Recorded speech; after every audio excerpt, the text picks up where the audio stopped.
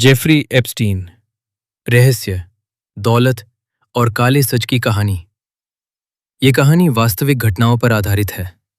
इसमें अपराध, यौन शोषण और साजिश से जुड़े संवेदनशील विषय शामिल है। उद्देश्य तथ्यों को समझना है, किसी भी तरह से अपराध का महिमा मंडन करना नहीं। अमेरिका की चमचमाती दुनिया, बड़ी बड़ी पार्टियां, प्राइवेट जेट, आलीशान हवेलियां और ताकतवर लोगों के साथ उठना बैठना। इसी दुनिया में एक नाम था जो धीरे धीरे फुसफुसाहटों से निकलकर सुर्खियों में आ गया। Jeffrey Epstein. कुछ लोग उसे एक सफल फाइनेंसर कहते थे, कुछ उसे कनेक्शन का जादूगर, लेकिन कई लोगों के लिए वो एक ऐसा व्यक्ति था जिसने अपनी ताकत और पैसे का इस्तेमाल मासूम लड़कियों का शोषण करने के लिए किया। तो सवाल वही है, क्या वो एक अच्छा इंसान था जिसे गलत समझा गया, या फिर वो एक ऐसा अपराधी था जिसकी असलियत दुनिया के सामने बहुत देर से आई। एक साधारण शुरुआत। जेफरी एप्स्टीन का जन्म 1953 में न्यूयॉर्क के ब्रुकलिन में हुआ। मध्यम वर्गीय परिवार, साधारण परवरिश। शुरू में वो गणित और विज्ञान में तेज था। उसने कॉलेज में दाखिला लिया, लेकिन डिग्री पूरी नहीं की। फिर भी बिना डिग्री के उसने न्यूयॉर्क की एक प्रतिष्ठित स्कूल में गणित पढ़ाना शुरू किया। ये बात अपने आप में हैरान करने वाली थी, क्योंकि आमतौर पर ऐसी नौकरियां योग्यताओं के आधार पर मिलती हैं। कुछ साल बाद उसने वॉल स्ट्रीट की दुनिया में कदम रखा।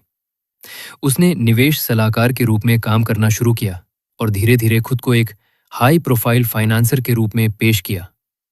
उसके क्लाइंट अमीर और प्रभावशाली लोग थे। लेकिन सवाल यह है, इतना बड़ा नेटवर्क उसने इतनी जल्दी कैसे बना लिया? ताकतवर दोस्तों का घेरा। एप्स्टीन की असली ताकत उसकी दोस्तियां थीं। उसके संपर्क दुनिया के सबसे प्रभावशाली लोगों तक थे। Bill Clinton, Donald Trump, Prince Andrew.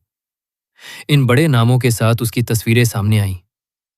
वो अपने प्राइवेट जेट में इन्हें लेकर घूमता था। उसके पास एक निजी द्वीप भी था। लोग उसे लिटिल सेंट जेम्स कहते थे।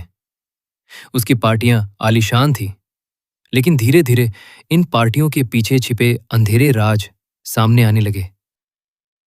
2005 पहला बड़ा खुलासा। 2005 में फ्लोरिडा की एक लड़की के परिवार ने शिकायत दर्ज कराई कि एप्स्टीन ने नाबालिग लड़कियों का शोषण किया है। जांच शुरू हुई। पुलिस को कई गवाह मिले। लड़कियों ने बताया कि उन्हें पैसे का लालच देकर बुलाया जाता था।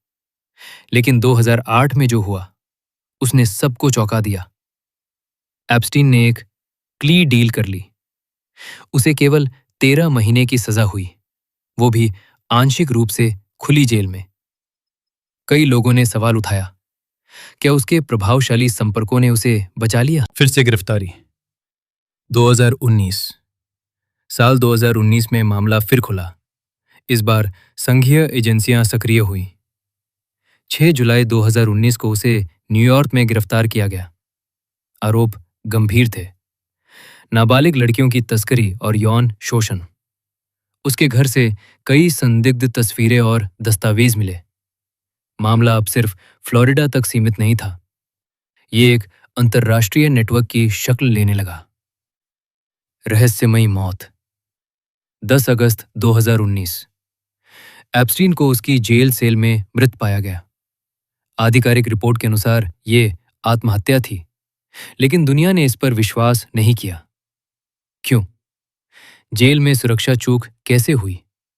कैमरे क्यों काम नहीं कर रहे थे? इतने बड़े मामले के मुख्य आरोपी की निगरानी में लापरवाही कैसे हुई? षड्यंत्र की थ्योरीज फैलने लगीं। कुछ लोगों का मानना था कि उसे चुप करा दिया गया ताकि बड़े नाम सामने ना आए। क्या वो अच्छा इंसान था?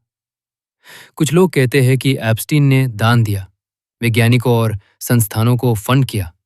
वो खुद को फिलैंथ्रोपिस्ट कहता था। लेकिन क्या दान देने से अपराध मिट जाते हैं? उस पर लगे आरोप और पीड़ितों की गवाही ये दिखाती है कि उसने अपनी ताकत और पैसे का इस्तेमाल शोषण के लिए किया। कानूनी तौर पर 2019 में उस पर गंभीर आपराधिक आरोप लगे थे। 2008 में वो यौन अपराध के लिए दोषी ठहराया जा चुका था।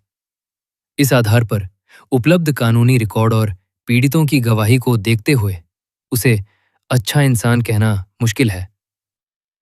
एप्स्टीन की करीबी सहयोगी जिस्लेन मैक्सवेल को गिरफ्तार किया गया। 2021 में उसे दोषी ठहराया गया। इस मामले ने दुनिया को झकझोर दिया। इसने दिखाया कि पैसा और ताकत कभी-कभी न्याय को भी प्रभावित कर सकते हैं। निष्कर्ष, एक सबक। जेफरी एप्स्टीन की कहानी सिर्फ एक व्यक्ति की कहानी नहीं है। ये उस सिस्टम की कहानी है जहां प्रभावशाली लोग सालों तक बच सकते हैं। वो कोई हीरो नहीं था। वो एक विवादित और दोष सिद्ध व्यक्ति था जिस पर गंभीर अपराधों के आरोप लगे और जिनमें से कुछ के लिए वो सजा भी काट चुका था। उसकी रहस्यमयी मौत ने कई सवाल छोड़ दिए। क्या पूरी सच्चाई कभी सामने आएगी? क्या उसके नेटवर्क के सारे राज खुलेंगे? शायद नहीं, लेकिन एक बात तय है, सत्ता और पैसा कभी भी कानून से ऊपर नहीं होने चाहिए। दोस्तों, अगर आपको ये जानकारी पसंद आई है तो कृपया वीडियो को लाइक एंड चैनल को सब्सक्राइब जरूर करें।